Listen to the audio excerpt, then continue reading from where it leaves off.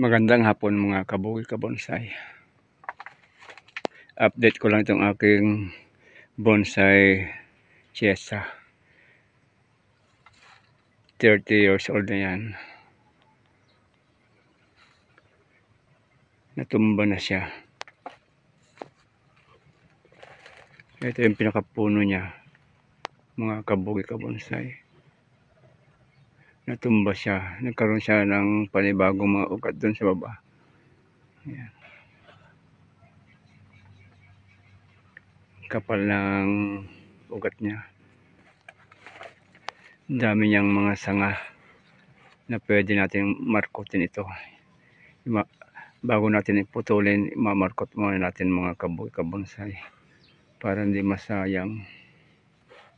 O kaya pwede rin naman natang kunin. May ugat na sa loob. Pwedeng putulin yan para makuha natin.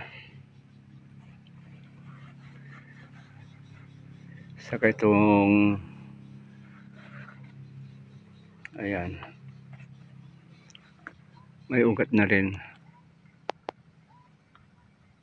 Pwede nating ilipat yan.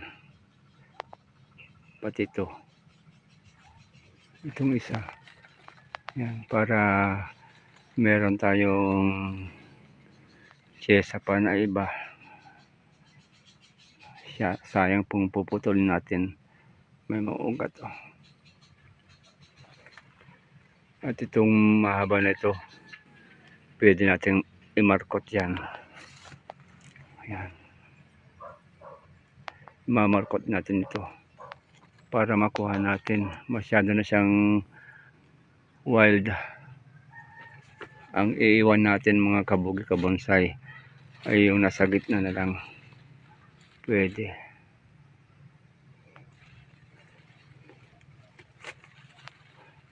Saka dito, imamarkot natin dito para maiwan itong mga sanga na ito.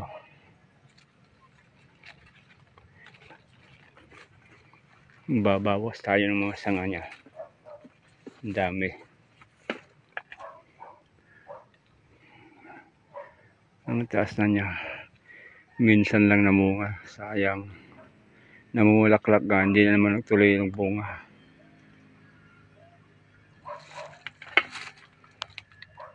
Ang ganda ng ugat niya. Aayusin natin yan. Sayang pag namatay.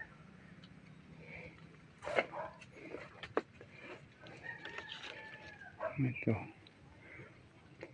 Unti-unti tayong magmamarkot dito. Babawasan natin. Ayan. Para may materials tayo na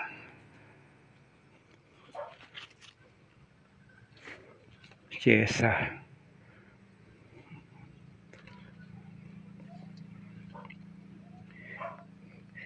Abangan nyo na lang puputol natin doon mga kabuki kabonsai. Ayan.